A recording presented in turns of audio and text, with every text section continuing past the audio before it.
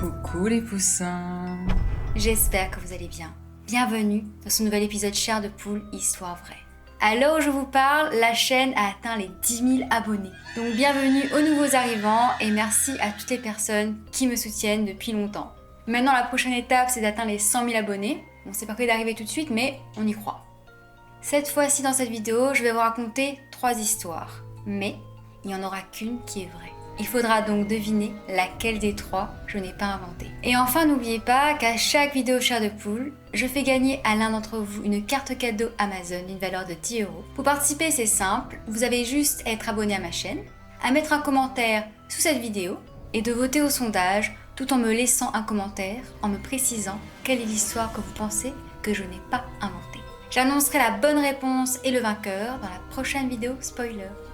Bonne chance à tous. J'espère que ces 3 nouvelles histoires vous plairont. Et c'est parti.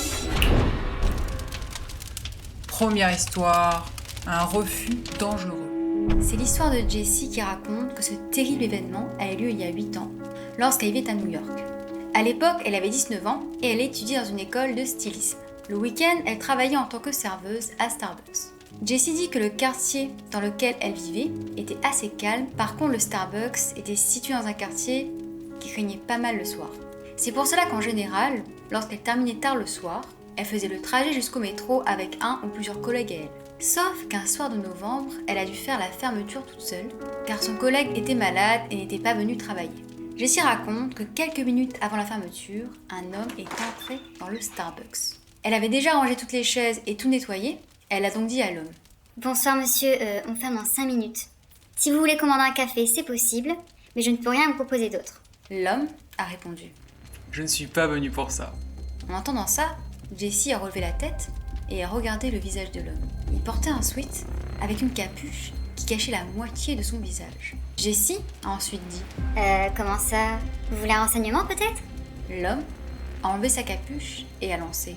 Ça fait longtemps que j'attendais cette occasion. Cette fois-ci, je me lance enfin. Vous me plaisez énormément et j'aurais adoré vous connaître un peu plus.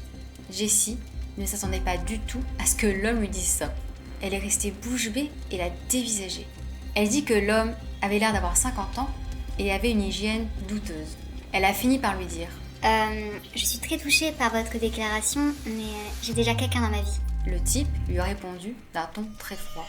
Je sais très bien que vous n'avez personne dans votre vie. Alors arrêtez de mentir. Jessie, choquée par ce qu'il venait de lui dire, lui a lancé. Écoutez-moi monsieur, je ne suis pas intéressée. Veuillez sortir, je dois fermer maintenant. L'homme a jeté un regard qui a glacé le sang de Jessie, puis il est parti. 15 minutes plus tard, Jessie a verrouillé la porte du Starbucks et a regardé autour d'elle. Elle voulait s'assurer que l'homme ne l'avait pas attendue dehors. Après avoir vérifié, il n'y avait aucun signe de l'individu. Jessie raconte qu'elle a hésité à prendre un taxi vu comment le quartier était glauque à cette heure-là. Il était seulement 20h30 et il y avait déjà plein de drogués, des sans-abri et des individus très suspects qui traînaient dans les rues. Sauf que voilà, elle n'avait pas un très gros budget et était seulement à 10 minutes à pied du métro. Elle s'est dit que si elle marchait très vite en faisant profil bas, personne ne la remarquerait. Jessie raconte qu'elle a bien regretté de ne pas avoir pris de taxi ce soir-là. Au bout de 3 à 4 minutes de marche, Jessie a eu l'étrange impression qu'on l'observait. Vu le quartier dans lequel elle était, elle s'est dit que ça devait être normal de ressentir ça. Surtout qu'elle était très stressée de marcher seule. Mais Jessie s'est sentie de plus en plus mal à l'aise. Elle s'est retournée et a vu horrifiée l'homme qui était venu la draguer lourdement un peu plus tôt dans le Starbucks. Plus elle avançait, plus il se rapprochait d'elle. Jessie a alors commencé à courir pour essayer de le semer. Sauf que d'un coup, elle a senti qu'on lui tirait le bras. Elle a tourné la tête et a hurlé. Lâchez-moi! L'homme lui a crié. Sale petite traînée. Tu crois que tu vaux mieux que moi, c'est ça? Je vais pas me laisser humilier comme ça. Jessie ne sait pas comment elle a fait pour réagir aussi vite, mais elle a de suite donné un énorme coup de poing dans la gorge du type. L'homme a alors lâché son bras et Jessie a couru le plus vite qu'elle pouvait. Alors qu'elle courait frénétiquement, elle a entendu. Je te retrouverai! Elle a finalement pu semer le mec et est arrivée au métro saine et sauve. Une fois sur le quai, Jessie essayait de reprendre son souffle. Elle ne se sentait vraiment pas bien. Elle se disait qu'elle avait eu la chance d'avoir réussi à s'échapper. Le prochain métro arrivait dans 5 minutes et comme elle était très stressée, Jessie a décidé d'appeler sa meilleure amie pour tout lui raconter. Cela faisait plusieurs minutes qu'elle était en train de parler à son amie quand soudainement, Jessie a senti une présence derrière elle, et avant même de pouvoir se retourner, elle a entendu murmurer dans son dos. Je t'ai trouvé. Puis Jessie, terrorisée, a senti des mains la pousser vers l'avant. Elle était assez près du bord. Elle est donc tombée sur les rails, la tête la première. Complètement sonnée, elle a vite repris ses esprits quand elle a vu au loin les phares du train l'éclairer. Elle était tétanisée. Soudain, elle a vu deux hommes tendre leurs mains vers elle tout en criant. « Madame, attrapez nos mains! Dépêchez-vous !» Jessie s'est relevée tremblante et s'est dirigée vers les deux hommes. Et elle avait une sensation de vertige constante. À chaque pas qu'elle faisait, elle avait l'impression qu'elle était au bord du vide. Arrivée au bord du quai, elle a attrapé leurs mains et s'est laissée hisser. Une fois saine et sauve, Jessie raconte qu'elle s'est évanouie tellement ce qu'elle venait de vivre l'avait traumatisée. Elle dit qu'elle a eu de la chance, car le métro est passé seulement une trentaine de secondes plus tard. Elle précise qu'elle dit ça parce qu'elle ne sait pas si elle aurait eu la force de se lever si le train arrivait sur elle. Jessie dit qu'à cause de sa chute, elle a eu une commotion cérébrale et un poignet cassé. Ne souhaitant plus travailler dans ce quartier, elle a par la suite démissionné du Starbucks et a postulé ailleurs dans la ville. L'homme a réussi à s'enfuir, mais heureusement, il a été arrêté quelques jours plus tard. Elle finit par dire que pendant plusieurs mois, elle n'a plus pris le métro, car à chaque fois qu'elle était au bord du quai, elle se sentait tomber. Deuxième histoire, disparue. C'est l'histoire de Rachel qui raconte que cet événement a eu lieu pendant l'été 2020. Elle précise qu'elle vit en Angleterre et que la petite ville où elle habite abrite beaucoup de drogués. Après voilà, il n'y a jamais eu de crime ou quoi que ce soit. Rachel dit qu'elle a 25 ans et qu'elle vit avec son petit ami William dans un appartement qui se situe dans un quartier résidentiel très animé. Elle ajoute qu'elle travaille à domicile et que William, lui, est très souvent en déplacement. Donc, vu de l'extérieur, ça donnerait l'impression qu'elle vit seule. Le bâtiment étant une ancienne usine, les gens qui marchent dans la rue ont donc une vue assez claire sur leur salle à manger. Et c'est la pièce où Rachel travaille toute la journée. Rachel dit qu'elle est du genre très curieuse et que comme sa rue est très animée, elle regarde souvent par sa fenêtre, ça lui permet un peu de sortir de sa routine. Un jour, alors qu'elle se faisait un thé, Rachel a jeté un coup d'œil dans la rue à travers la fenêtre de sa cuisine et a vu un homme en train de la regarder. Elle dit qu'elle a été interloquée par la manière dont il l'a fixée et par le fait qu'il n'a pas détourné le regard lorsqu'il s'est aperçu qu'elle l'avait vue. Rachel dit que ça l'a mise mal à l'aise, mais qu'elle a essayé de pas trop y faire attention. Comme il y avait souvent des drogués et des gens bizarres qui erraient dans sa rue, elle s'est dit que le mec qui l'avait fixé devait juste être complètement à l'ouest. Rachel est repartie travailler et lorsqu'elle s'est assise, l'homme avait disparu. Une semaine plus tard, Rachel raconte que William, son petit ami, est allé rendre visite à son père pendant le week-end. Elle dit que ça ne la dérangeait pas de rester seule, car elle pouvait comme ça regarder plein de séries qu'elle aimait bien. Après le départ de William à 21h, Rachel s'est installée sur le canapé avec des pop-corns. 30 minutes plus tard, l'interphone de son appartement a sonné. Elle dit qu'elle a sursauté tellement c'était fort et inattendu. Rachel précise que devant son immeuble, il y a un grand porche où les ados et les toxicomanes adorent traîner car ça les protège de la pluie et que plusieurs personnes peuvent s'asseoir en dessous. Ça arrive donc que par accident, quelqu'un s'appuie sur les boutons de l'interphone. Elle pensait donc que ça devait être le cas ce soir. Sauf que quelques secondes après, l'interphone a encore sonné. Et cette fois-ci, plusieurs fois d'affilée. Quelqu'un était en train d'appuyer dessus de manière répétée. Rachel raconte que son copain avait tendance à faire ça lorsqu'il avait oublié ses clés. Et que c'était comme un code entre eux pour le faire savoir à Rachel. Au début, elle était un peu inquiète, car elle s'est dit que William avait peut-être raté le bus qui menait à la maison de son père, et qu'il avait décidé de retourner à leur appartement. Elle était sur le point d'appuyer sur le bouton pour lui ouvrir, lorsqu'elle s'est dit qu'elle ferait mieux de décrocher le téléphone d'abord pour vérifier qui c'était. Allô ? C'était une voix d'homme, mais clairement pas celle de son petit ami. Elle a donc demandé. Qui êtes-vous? Et pourquoi vous sonnez chez moi à cette heure? Le type a répondu. Tu peux me laisser entrer ? Pourquoi vous voulez rentrer? Tu m'as invité, tu t'en souviens pas ? Rachel raconte qu'elle pouvait entendre l'individu rire à moitié pendant qu'il parlait. Elle lui a dit. Je ne vous connais pas. Puis, elle a raccroché. Quelques minutes après, elle est discrètement allée voir qui se trouvait devant son immeuble, mais elle n'a vu personne. 2 jours plus tard, alors que William dormait et qu'elle regardait des vidéos YouTube, elle a réalisé qu'ils avaient oublié de descendre la poubelle. Rachel dit que ça leur arrivait souvent d'aller la descendre vers 1 ou 2 heures du matin. Enfin, jusqu'à ce soir-là. Elle a mis ses chaussures, a pris le sac poubelle, et une fois sortie dehors, elle s'est dirigée au bout du trottoir, en face de l'immeuble. Lorsqu'elle a regardé de l'autre côté de la rue, elle a vu un homme debout, les yeux rivés sur elle. Comme il était en train de fumer, elle s'est dit qu'il devait habiter dans l'une des maisons de l'autre côté de la rue. Puis, elle se souvient avoir pensé. Ça serait pas hyper flippant qu'il s'avance vers moi? Alors que Rachel était en train de jeter le sac poubelle, elle a aperçu un mouvement du coin de l'œil. Elle a levé les yeux et a vu l'homme traverser la rue et se diriger droit vers elle tout en la fixant du regard. Rachel ne sait pas comment décrire ça exactement, mais la façon dont il l'a regardée l'a remplie de terreur. Elle avait l'estomac complètement retourné.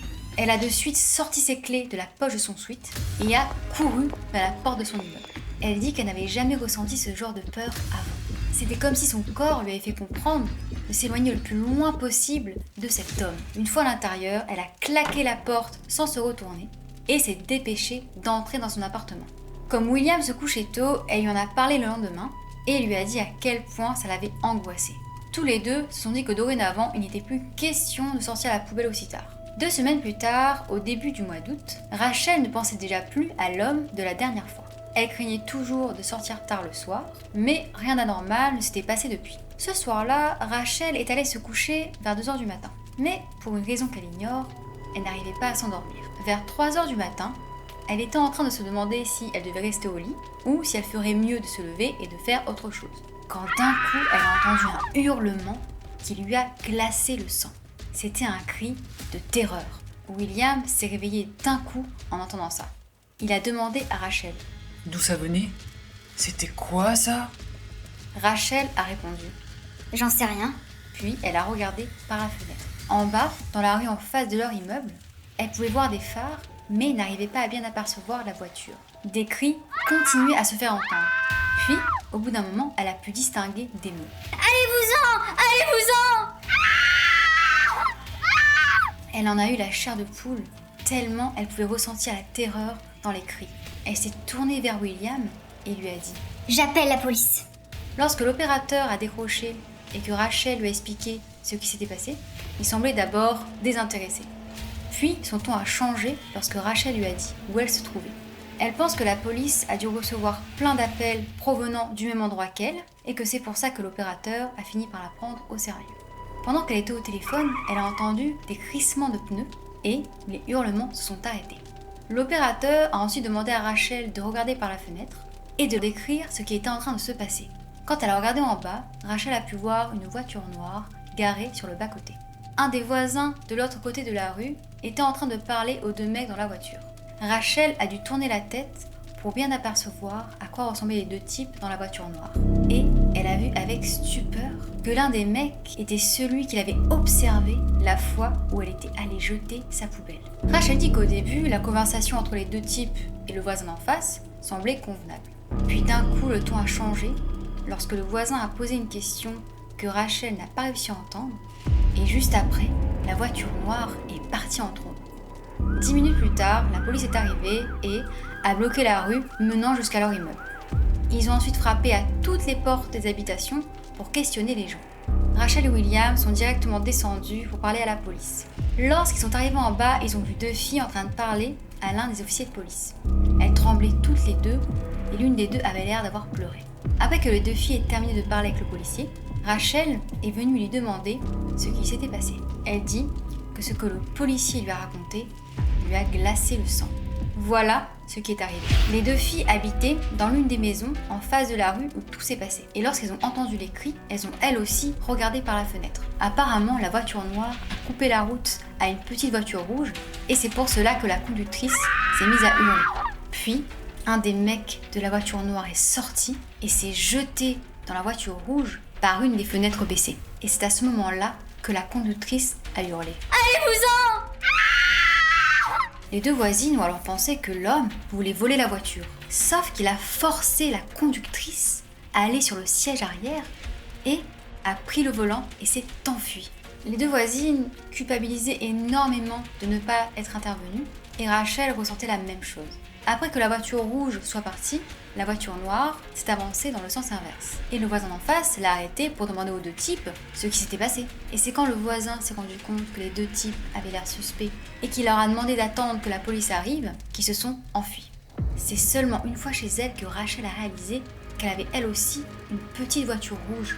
Exactement la même que les deux voisines d'en face ont décrit aux policiers. Rachel a soudainement eu des frissons.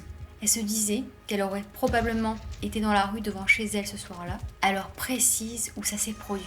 Car habituellement, elle rentre de chez ses parents avec qui elle dîne tous les dimanches. Sauf que cette fois-ci, elle est rentrée plus tôt, car un plombier devait passer chez elle, réparer quelque chose dans son appartement. Elle s'est alors demandé: Étant donné que ma voiture est rouge et que c'est le même modèle, si en fait c'était moi que ces deux types attendaient et qu'ils se sont trompés de voiture.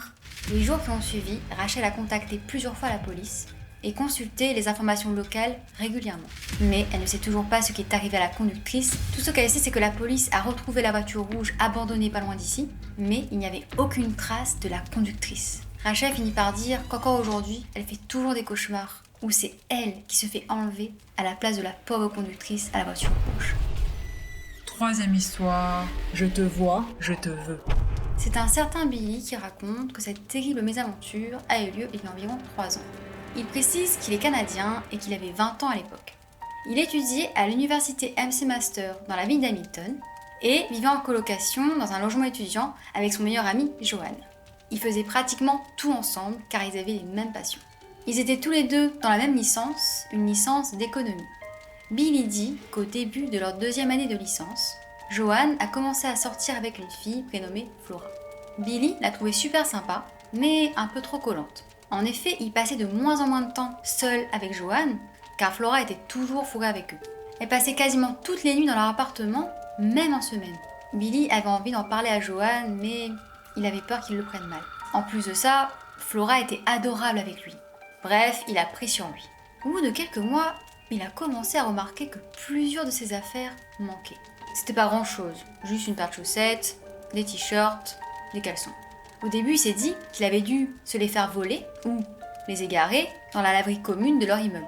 Sauf qu'après, ce n'était plus seulement des vêtements qui disparaissaient, mais carrément des objets. Il ne retrouvait plus plusieurs livres à lui, ainsi que quelques figurines Marvel qu'il collectionnait. Trouvant ça vraiment étrange, il a demandé à Johan et à Flora. C'est trop bizarre, hein, mais depuis quelque temps, plusieurs de mes affaires disparaissent. Est-ce que l'un d'entre vous aurait par hasard emprunté des trucs à moi ? Johan et Flora ont tous les deux répondu que non, ils n'avaient pas touché à ses affaires. Puis, Johan a ajouté: Peut-être que c'est la femme de ménage qui les a piqués. Billy dit que les services d'une femme de ménage étaient compris dans leur loyer et qu'elle passait environ 2 fois par mois. Il a alors pensé que Johan avait peut-être raison, mais voilà, il n'avait aucune preuve que ça pouvait être elle. Ensuite, il trouvait ça étrange qu'elle puisse lui prendre des objets qui n'avaient aucune valeur. Plusieurs semaines se sont écoulées et Billy dit que les disparitions étranges de ses affaires ont cessé. Un soir, alors qu'il dormait profondément, il s'est réveillé en sursaut. Il ne sait pas pourquoi il s'était réveillé d'un coup, mais il avait la bizarre impression d'être observé. Billy a donc allumé sa lampe de chevet, mais n'a vu personne. Il raconte que par la suite, ça lui arrivait souvent de se réveiller dans la nuit en sursaut, sans comprendre pourquoi. Il a donc pensé qu'il devait faire des cauchemars dont il ne se rappelait plus. 3 mois plus tard environ, c'était les vacances, et Billy a réussi à convaincre Johan d'aller faire du camping entre potes, tous les deux. Flora leur avait demandé si elle pouvait rester dans leur appartement pendant leur absence, car elle était en froid avec la fille avec qui elle partageait sa chambre. Billy et Johan n'y ont pas vu d'inconvénient et lui ont répondu qu'il n'y avait pas de souci. Au bout d'1 heure de route, alors qu'il s'était arrêté pour faire le plein, Billy s'est rendu compte qu'il avait oublié son portefeuille à l'appartement. Étant donné que dedans il y avait tous ses papiers, dont son permis, et que Johan ne conduisait pas, ils ont dû faire demi-tour pour le récupérer. De retour chez eux, Johan est resté dans la voiture, pendant que Billy est allé chercher son portefeuille. En entrant dans l'appartement, il a dit d'une voix forte: Flora, je passe en coup de vent. J'ai juste oublié mon portefeuille. Mais personne n'a répondu. Billy a alors dit: Flora, t'es là ? N'ayant aucune réponse, il s'est dit qu'elle avait dû sortir. Ne trouvant pas son portefeuille dans sa chambre, il est donc allé dans le salon. En arrivant, il a vu que l'écran de télévision était allumé. Il s'apprêtait à l'éteindre lorsqu'il s'est aperçu que c'est sa chambre qu'on voyait sur l'écran. Et ça semblait être une vidéo. Très intrigué, il a appuyé sur play et s'est vu entrer dans sa chambre après avoir pris une douche. On le voyait ensuite retirer sa serviette et se changer. Billy n'en croyait pas ses yeux. Pourquoi une vidéo de lui dans sa chambre était projetée sur la télé? Il a ensuite cherché d'où ça provenait et a vu poser sur la table basse un ordinateur portable. Et ça avait l'air d'être celui de Flora.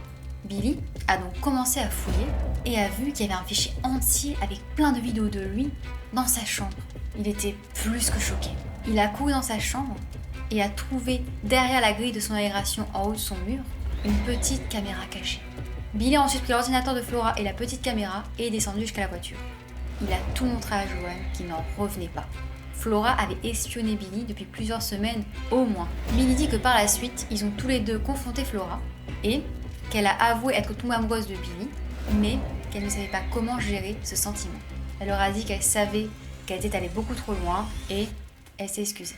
Billy dit que malgré le fait qu'elle aurait demandé pardon, ils ont rompu tout contact avec elle. Billy finit par dire qu'il pense que c'est Flora qui lui a piqué toutes ses affaires, même si elle a affirmé le contraire. Mais voilà, ne voulant plus avoir affaire à elle, il a préféré laisser tomber. Cette histoire a eu un impact sur leur relation affective par la suite, et à chaque fois qu'il rencontrait des filles et qu'il les invitait chez eux, ils étaient beaucoup plus prudents et même paranoïaques. Voilà, j'ai terminé de raconter les 3 histoires, j'espère qu'elles vous ont plu. N'hésitez pas à me dire dans les commentaires quelle est celle que vous avez préférée, et de mettre un j'aime si la vidéo vous a plu. Et maintenant c'est à vous de jouer, vous pouvez retrouver un lien vers le sondage sous cette vidéo et dans les commentaires. Si le sondage est terminé, vous pouvez accéder à la vidéo spoiler en cliquant sur ce lien ici. N'oubliez pas de vous abonner à la chaîne si ce n'est toujours pas fait et d'activer la petite cloche de notification pour ne pas rater mes vidéos. N'hésitez pas également à me suivre sur mon compte Instagram LilithShowbiz, je suis très active, je poste souvent des stories et des photos. La citation du jour est « Parfois la peur ne disparaîtra pas, alors tu devras le faire avec ta peur ». Au revoir les poussins.